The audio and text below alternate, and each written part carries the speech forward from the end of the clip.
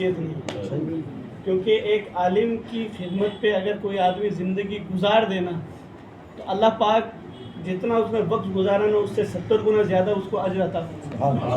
حضرت امام غزالی رضی اللہ تعالیٰ عنہ سے پوچھا کہ حضور سب سے اچھی جگہ پیسہ صرف کرنے کی کہاں ہے؟ تو حضرت امام غزالی نے فرمایا کہ سب سے بڑھیا جگہ جہاں آدمی انویسٹ کرنا چاہے، خرچ کرنا چاہے پیسے، تو کہا وہ سب سے اچھی جگہ ہے کہ آپ کسی عالم دین پر خرچ کریں۔ عالم دین، اس کی وجہ کیا ہے؟ دیکھیں ہم نے شاید ہم میں سے کوئی صرف حافظ قرآن یا ہم میں سے عالم دین بھی ہیں، مفتیان بھی ہیں موجود ہیں، آپ کا یہ نذرانہ آپ کا ایمان نہیں بچا سکتا، لیکن ان کی اگر آپ نے خدمت کر دی، ان کی زبان سے 2 حدیث پاک بھی سن لیا آپ نے، تو وہ حدیث پاک آپ کے پیسے سے زیادہ کام یہ کرے گی کہ عقیدہ و ایمان محفوظ، عقیدہ اور ایمان۔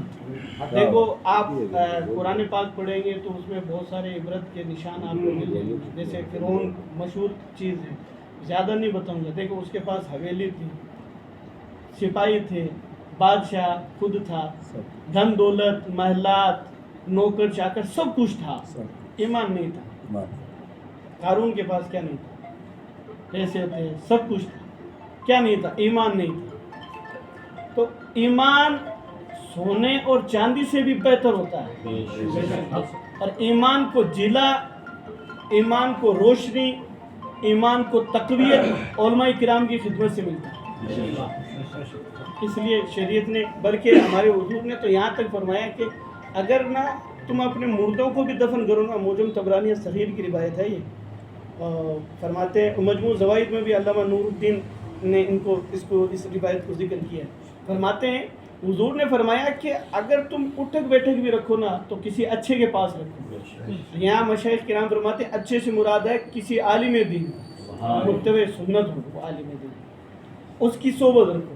یہاں تک کہ حضور نے فرمایا کہ اگر تم اپنے مردوں کو بھی دفن کرو تو کسی نیک کی قبر کے پاس دفن کرو۔ مطلب یہ کہ عالم دین جو ہوتا ہے نا، وہ اگر دنیا سے چلا بھی گیا اور اگر اس کے پاس کوئی اس کا مقتدی جا کے دفن ہو گیا ہے، کوئی مومن دفن ہو گیا، اللہ پاک اس عالم کا فیض اس کو قبر میں بھی ضرور رکھتا ہے۔ علم کی دنیا ایک ایسی دنیا ہے، دین کی خدمت ایک ایسی خدمت ہے۔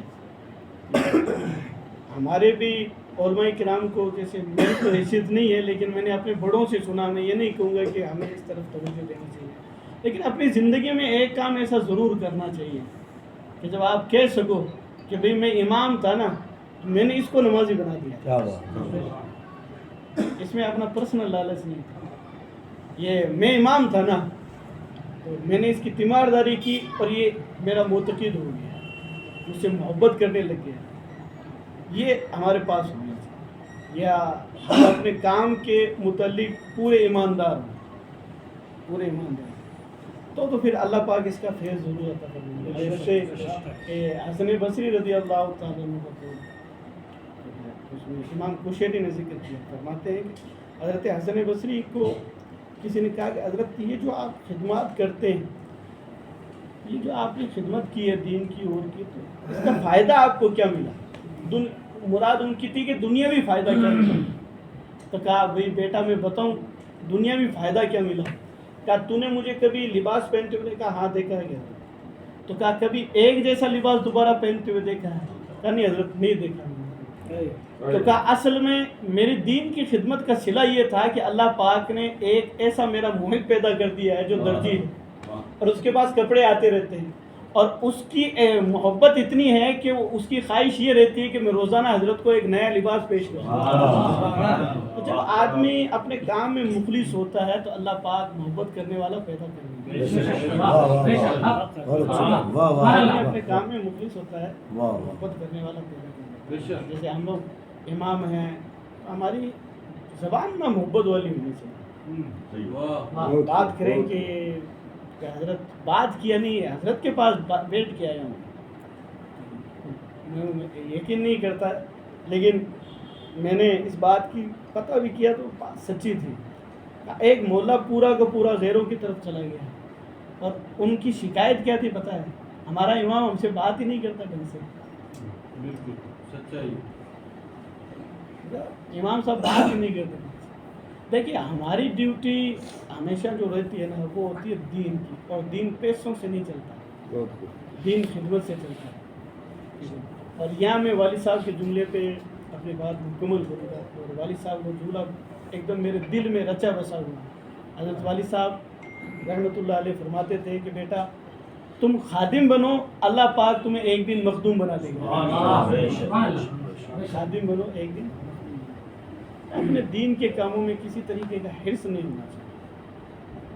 اور جو قوم اگر آپ کی خدمت کرتی ہے, میں یہ کہوں گا قوم اگر آپ کی جوتیاں سر پہ بھی رکھے نا تو کم نہیں, کیونکہ اللہ کی بارگاہ میں قوم کا ایک سجدہ پہنچانا بہت اونچی بات ہے, بہت بڑی بات ہے. اور 7 20 25 30 70 آدمی جو پیچھے کھڑے ہوئے ہوتے ہیں مقتدی جمعے کے دن, 100 آدمی 150 آدمی, ان میں سے ہر ایک چھوٹے بڑے بزرگ کا سجدہ صحیح طور پر اللہ کی بارگاہ تک پہنچانے والی ہستی کا نام امام ہوتا ہے. وہ امام.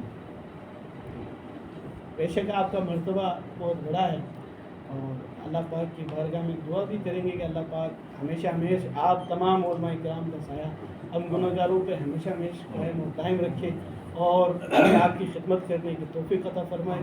اور اللہ پاک جنہوں نے راجہ بھائی نے جو خدمت کی ہے اللہ پاک اس کو بھی قبول فرمائے. حضرت کا جو اعجاز بخشا ہے اللہ پاک ان کے مزید عزت میں ترقی عطا فرمائے, رزق روزگار میں ترقی عطا فرمائے. السلام علیکم.